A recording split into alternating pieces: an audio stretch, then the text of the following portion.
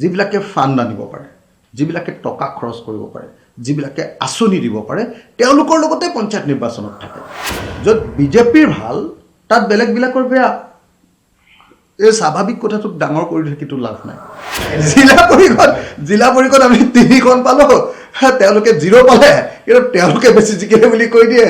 সকলোৱে জানে যে পঞ্চায়ত ইলেকশ্যনত কেতিয়াও ৰুলিং পাৰ্টিক কেতিয়াও পৃথিৱীৰ কোনো হৰুৱাব নোৱাৰে। আমি সকলোৱে জানো যে বিজেপিৰ পক্ষত বা শাসক দলৰ পক্ষত ভোট পঞ্চায়ত ইলেকশ্যনত এইকাৰণেই দিয়ে যে নহ'লে পঞ্চায়তত ৰুলিং পাৰ্টি যদি নিজিকে, অন্য পাৰ্টি যদি জিকে, তেতিয়াহ'লে সেইটো পঞ্চায়তক ৰুলিং পাৰ্টিয়ে বহুত ডিষ্টাৰ্ব কৰি থাকে। কংগ্ৰেছ দলৰ পিনৰ পৰাই যিদিনাই আমাৰ প্ৰতি কল আহিব, আহ্বান আহিব যে একলগ হ'ব লাগে, আমি সেইদিনাই একলগ হ'ম, কিন্তু আমি নিজাববীয়াকৈ আৰু কংগ্ৰেছৰ একলগ হ'বৰ কাৰণে অনুৰোধ কৰি নাথাকোঁ। থাকে যিবিলাকৰ হাতত চৰকাৰখন থাকে, যিবিলাকে ফাণ্ড আনিব পাৰে, যিবিলাকে টকা খৰচ কৰিব পাৰে, যিবিলাকে আঁচনি দিব পাৰে, তেওঁলোকৰ লগতে পঞ্চায়ত নিৰ্বাচনত থাকে, সকলো পঞ্চায়ত নিৰ্বাচনত। কিন্তু তাৰ সেইটো নিশ্চয় আমাৰ কাৰণে অজুহাত নহয়। আমি নিশ্চয় তাক বেয়া বুলিয়ে লৈছোঁ, বেয়া কথাটোক আমি বেয়া বুলিয়ে লৈছোঁ, আমাৰ কাৰণে নিগেটিভ বুলিয়ে লৈছোঁ, আমি নেতিবাচক বুলিয়ে লৈছোঁ। কিন্তু এটা কথা খাটাং যে এইটো সকলো পঞ্চায়ত নিৰ্বাচনতে এনেকুৱা ধৰণৰ ঘটনা ঘটে। আৰু এইবাৰ যেনিবা আঁচনিৰ যিটো ব্লেকমেইলিং, সেইটোৰ কাৰণে অলপ বেছিকৈ ঘটিছে।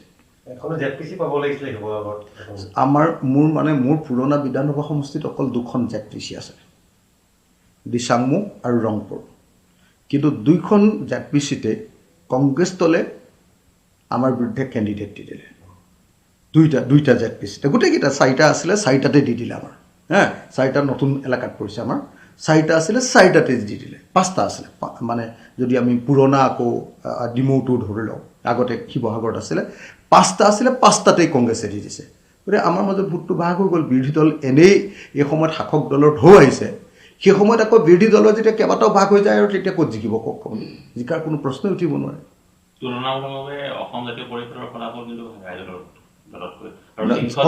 অসম জাতীয় পৰিষদেতো ক'তো পোৱাই নাই। একমাত্ৰ বোধহয় এটা পঞ্চায়তত কেইটামান ৱাৰ্ড মেম্বাৰ পাইছে, হেৰিয়াত কি কয় এইটো, য'ত কংগ্ৰেছৰ লগত তেওঁলোকৰ বুজাবুজি হৈছিলে, কি কয় এইটো, খোৱাং সমষ্টিত। আৰু বোধহয় আঞ্চলিক পঞ্চায়ত এটা নে 2টা পাইছে। আপোনালোকে সেইটো এনেহে প্ৰচাৰ কৰি আছে। মানে মই ভাবোঁ যে আপোনালোকে সেইটো এনেহে প্ৰচাৰ কৰি আছে,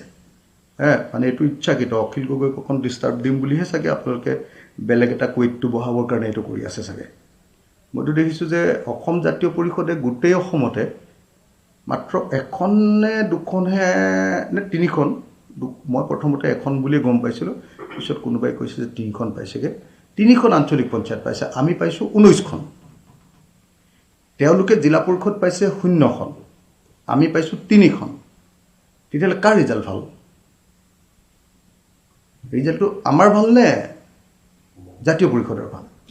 মই সেইটো নাজানো, মই শুনা নাই, কিন্তু ভাল কথা। আঞ্চলিক দল এটাক যদি সহযোগিতা কৰে খুব ভাল কথা, মই আদৰণি জনাইছোঁ। মোৰ প্ৰশ্ন, য'ত মানে গৌৰৱ গগৈ সাংসদ যোৰহাটৰ, তাত গৈ আপোনাৰ সমালোচনা কৰিছিলে, যোৰহাটত গৌৰৱ গগৈ বেয়া মানে মই আপোনালোকক কৈছোঁৱে যে গৌৰৱ গগৈৰ সমষ্টিত বেয়া, ভূপেন বৰাৰ সমষ্টিত বেয়া, অখিল গগৈৰ সমষ্টিত বেয়া, দেৱব্ৰত শইকীয়াৰ সমষ্টিত বেয়া, দিলীপ শইকীয়াটো বাৰু মই নকওঁ, তেওঁলোকৰ এনেই ভাল, নিজৰ হেৰিয়াতো বেলেগ কথা। য'ত বিজেপিৰ ভাল তাত বেলেগবিলাকৰ বেয়া। এই স্বাভাৱিক কথাটোক ডাঙৰ কৰি থাকিতো লাভ নাই। পঞ্চায়ত নিৰ্বাচনত চবেই জানে যে শাসক দলৰ পক্ষত সদায় ঢৌ আহে, শাসক দললৈ যায়। তাতে আকৌ হিমন্ত বিশ্ব শৰ্মাৰ হিতাধিকাৰী আঁচনিৰ ব্লেকমেইলিং। গতিকে ডেফিনেটলি মই ভাবোঁ যে পঞ্চায়ত নিৰ্বাচনত তেওঁলোকৰ ফলাফল ভাল হোৱাটো স্বাভাৱিক বুলি মই ভাবোঁ। সেইটোক লৈ আচৰিত হ'বলগীয়া একো নাই। কিন্তু আচৰিত হ'বলগীয়া এইটোহে, 2টা বস্তু আচৰিত হ'বলগীয়া এইটোহে যে আমি বিৰোধীয়ে ঐক্যবদ্ধ হ'ব নোৱাৰিলোঁ। বিৰোধীয়ে আকাশত চাং পাতি চবেই ভাল ফলাফল দেখুৱাম বুলি কৈ আমি একলগ হোৱা নাই। আৰু একলগ নোহোৱাটোহে আমাৰ কাৰণে আটাইতকৈ ডাঙৰ বিপদজনক ঘটনা, নাম্বাৰ 1।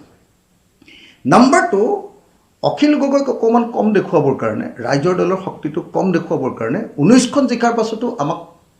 জিকা নাই বুলি ক'ব খোজে, আৰু 2খন নে 3খন জিকাৰ পাছতো বহুত জিকিছে বুলি ক'ব খোজে। এই অংকটো এই যাদুটো বুজি নাপালোঁ জিলা পৰিষদ আমি 3খন পালোঁ তেওঁলোকে 0 পালে কিন্তু তেওঁলোকে বেছি জিকিলে বুলি কৈ দিয়ে আৰু আমি ধৰক 250খনমান হেৰি পালোঁ ৱাৰ্ড মেম্বাৰ তাৰপৰা আমি 4ৰ্থ স্থানলৈ আহিলোঁ এটা আঞ্চলিক দল হিচাপে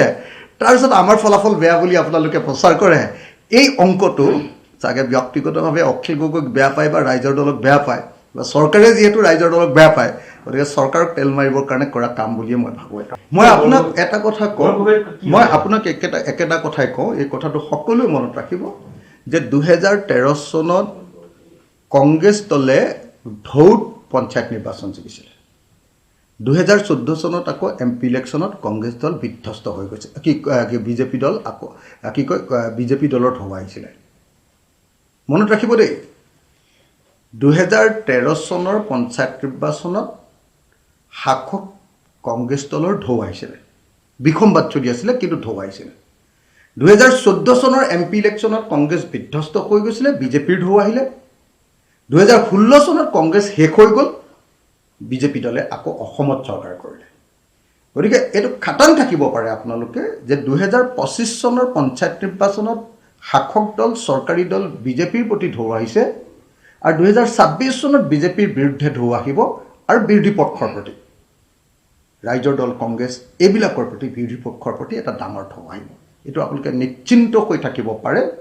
মানুহ এই বিজেপি চৰকাৰৰ প্ৰতি অসন্তুষ্ট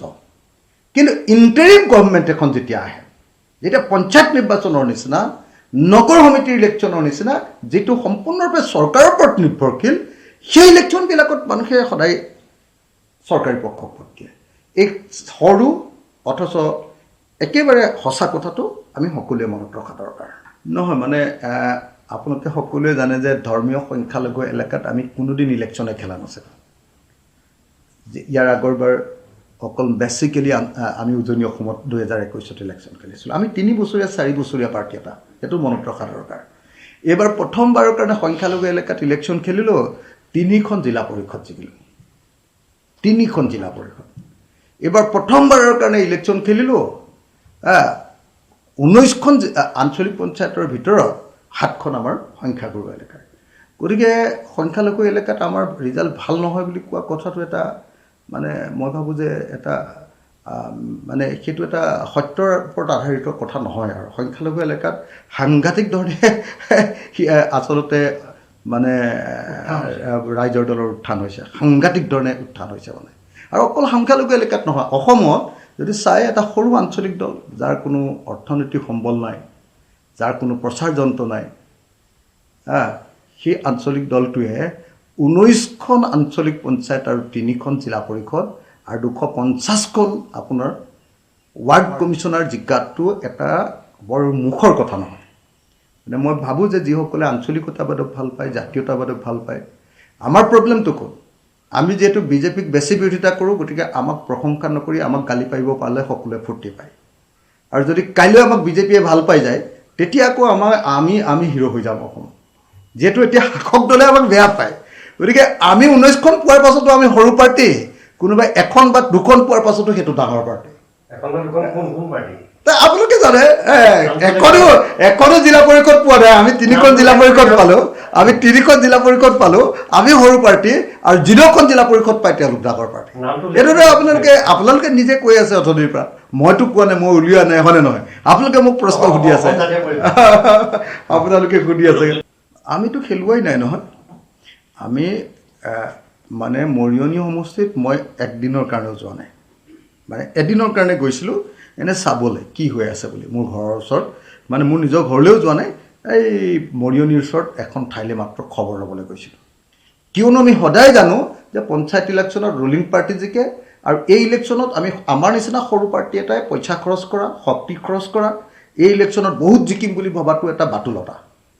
পঞ্চায়ত ইলেকশ্যনটো যিদিনাৰ পৰা যাব সেইদিনাৰ পৰাই আমি চিৰিয়াছলি কাম কৰিম কাৰণ সকলোৱে জানে যে পঞ্চায়ত ইলেকশ্যনত কেতিয়াও ৰুলিং পাৰ্টি কেতিয়াও পৃথিৱীৰ কোনো হৰুৱাব নোৱাৰে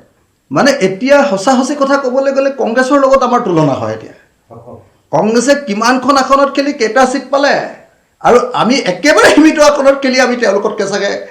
যদি পাৰ্চেণ্টেজ উলিয়াই বেছিকৈ আসন পালোঁ আৰু AGPৰ লগতো যদি তুলনা কৰে AGPয়ে যিমান আসনত খেলিছে তাতকৈ আমি কম আসনত খেলি ভাল ৰিজাল্ট কৰিছোঁ বিৰোধী দলবিলাকৰ ভিতৰত পঞ্চায়ত নিৰ্বাচনত চাগে ৰাইজৰ দলৰ ফলাফল আটাইতকৈ ভাল যদি ইউনিটি নাহে 126খন আৰু যদি ইউনিটি আহে তেতিয়াহ'লে বুজাবুজি মানে কংগ্ৰেছেতো 4বাৰ ঠগিলে সেইটো কথা কনফাৰ্ম কিন্তু সেইবিলাকক লৈ আমি কথা পাতি থাকিবলৈ সময় নাই এতিয়া আমি যদি 2026ত যদি একলগ হওঁ তেতিয়াহ'লে আমি বুজাবুজিৰ ভিত্তিত কৰিম আমি আগবাঢ়ি গৈ কেতিয়াও বুজাবুজি এবাৰ নকৰোঁ আমাৰ পিনৰ পৰা ষ্টপ তেওঁলোকে আগবাঢ়ি আহিলে আমি বুজাবুজি কৰিম আৰু যদি বুজাবুজি নহয় তেতিয়াহ'লে 126খনৰ ভিতৰত 126খনত ৰাইজৰ দলে কেণ্ডিডেট দিম শিৱসাগৰত খেলিম আৰু শিৱসাগৰৰ ৰাইজৰ ওচৰলৈ যাম আৰু মই নিশ্চিত যে শিৱসাগৰৰ মানুহে ৰাইজৰ দল বা অখিল গগৈৰ বাহিৰে বেলেগ কাকো মৰম নকৰে মই নিশ্চিত আমাৰ সেইকাৰণে আমি বিকাশটো আগতে অকল শিৱসাগৰত আমি কনচেনট্ৰেট কৰিছিলোঁ এতিয়া অসমৰ সকলো জনগোষ্ঠীৰ মাজত সকলো জিলাৰ মাজত বিস্তাৰ কৰিবলৈ চেষ্টা কৰিছোঁ আৰু ৰাইজে আদৰি লৈছে যদি আপোনালোকে ফলাফল উলিয়াবলৈ চেষ্টা কৰে পাৰ্চেণ্টেজ উলিয়াবলৈ চেষ্টা কৰে তেতিয়াহ'লে বিজেপিৰ পাছতে আটাইতকৈ ভাল ৰিজাল্ট কৰা পাৰ্টিটোৰ নামেই নিশ্চয় ৰাইজৰ দল আমি আপোনালোকক জনাবলৈ পাই সুখী যে উজনি অসমত যেনেকৈ এইবাৰ আমাৰ কিছু ফল আহিছে ঠিক তেনেকৈ উত্তৰ অসমতো আমি খুব সীমিত আসনত নিৰ্বাচনত অংশগ্ৰহণ কৰিছিলোঁ উত্তৰ অসমতো আমি কিছু সুফল ভাল ফল লাভ কৰিবলৈ সক্ষম হৈছোঁ বৰাক উপত্যকাৰ পৰা নামনি অসমলৈ মধ্য অসমৰ পৰা উজনি অসমলৈকে আৰু উত্তৰ অসমৰ পৰা আপোনাৰ এফালে আপোনাৰ দৰঙলৈকে এই আটাইবিলাক অঞ্চলতে আমি দেখিবলৈ পাইছোঁ যে ৰাইজৰ দলে এইবাৰ নিজৰ অৱস্থিতি নিজৰ অস্তিত্ব নিজৰ পৰিচয় এবাৰ দাঙি ধৰিবলৈ সক্ষম হৈছে আমি সকলোৱে জানো যে বিজেপিৰ পক্ষত বা শাসক দলৰ পক্ষত ভোট পঞ্চায়ত ইলেকশ্যনত এইকাৰণেই দিয়ে যে নহ'লে পঞ্চায়তত ৰুলিং পাৰ্টি যদি নিজিকে অন্য পাৰ্টি যদি জিকে তেতিয়াহ'লে সেইটো পঞ্চায়তক ৰুলিং পাৰ্টিয়ে বহুত ডিষ্টাৰ্ব কৰি থাকে এইটো একেবাৰে বাস্তৱিক সত্য এটা ঘটনা দ্বিতীয় কথা আপোনালোকে সকলোৱে দেখিছে যে আটাইতকৈ যিটো ডাঙৰ তেওঁলোকৰ প্ৰচাৰ যে বিজেপি দলৰ লগত থাকিলেহে অৰুণোদয় পাব বিজেপি দলৰ লগত থাকিলেহে হিতাধিকাৰীৰ আঁচনি বা চৰকাৰী আঁচনিৰ সুযোগ পাব এইটোৱেই পঞ্চায়ত ইলেকশ্যনৰ আটাইতকৈ ডাঙৰ আচলতে যাদু কিন্তু কিবা এটা ৰহস্যজনক কাৰণত কংগ্ৰেছ দলে পঞ্চায়ত নিৰ্বাচন পাতিবই লাগিব নহ'লে কোৰ্টলৈ তেওঁলোকে যাব বুলি এটা সাংঘাতিক ধৰণৰ এটা হুলস্থুলীয়া পৰিৱেশৰ সৃষ্টি কৰিছিল যিটো কাৰণত আমি দেখিবলৈ পালোঁ যে খৰধৰকৈ বিজেপিয়ে ইলেকশ্যন পাতি দিলে আৰু সেই সময়খিনিত আমি বিৰোধী দলবিলাকে আচলতে এই পঞ্চায়ত নিৰ্বাচনটোৰ কাৰণে তেনেকৈ প্ৰস্তুত নাছিলোঁ এইবাৰ আমি কংগ্ৰেছৰ কাৰণে আৰু ৰৈ নাথাকোঁ আমি আমাৰ নিজৰ কাম কৰিম যিদিনা কংগ্ৰেছে ভাবিব যে আমি বিৰোধী একলগ হ'ব লাগে সেইদিনা আমি একলগ হ'ম আমি একলগ হোৱাৰ পক্ষত কিন্তু এইবাৰ আৰু আমি কংগ্ৰেছৰ বিৰোধী একলগ হ'ব লাগে বুলি চিঞৰি নাথাকোঁ যদি কংগ্ৰেছ দলে স্বপ্ৰণোদিতভাৱে বিৰোধী ঐক্যমঞ্চৰ কাৰণে আগবাঢ়ি আহে তেতিয়াহে আমি ৰাইজৰ দলে কথা পাতিম 2025 চনৰ পঞ্চায়ত নিৰ্বাচনে আমাক সমগ্ৰ অসমত আমাৰ যে গণভিত্তি আছে সেইটোকে প্ৰতিপন্ন কৰিলে সমগ্ৰ অসমৰ বিভিন্ন ঠাইৰ মানুহৰ আমাৰ প্ৰতি যে মৰম আছে সেইটোকে প্ৰতিপন্ন কৰিলে সমগ্ৰ অসমৰ সকলো জাতি আৰু সকলো ধৰ্মৰ মানুহৰ মাজত ৰাইজৰ দল যে আছে সেইটোকে প্ৰতিপন্ন কৰিলে গতিকে এতিয়া আৰু আমি পিছ হুহুকি নাচাওঁ 2026 চনৰ বিধানসভা নিৰ্বাচনৰ কাৰণে ৰাইজৰ দলে স্বতন্ত্ৰীয়ভাৱে নিজৰ কাম কাজ আগবঢ়াই লৈ যাব স্বতন্ত্ৰীয়ভাৱে নিজৰ কাম কাজ আগবঢ়াই লৈ যাওঁতে বিৰোধী ঐক্যমঞ্চৰ পিনৰ পৰা বা কংগ্ৰেছ দলৰ পিনৰ পৰা যিদিনাই আমাৰ প্ৰতি কল আহিব আহ্বান আহিব যে একলগ হ'ব লাগে আমি সেইদিনাই একলগ হ'ম কিন্তু আমি নিজাববীয়াকৈ আৰু কংগ্ৰেছৰ একলগ হ'বৰ কাৰণে অনুৰোধ কৰি নাথাকোঁ আমি ৰাজহুৱাকৈ এই কথাটো জনাই দিছোঁ আৰু এতিয়াৰ পৰা আমি তেনেকৈ আগবাঢ়ি যাবলৈ সিদ্ধান্ত গ্ৰহণ কৰিছোঁ ধন্যবাদ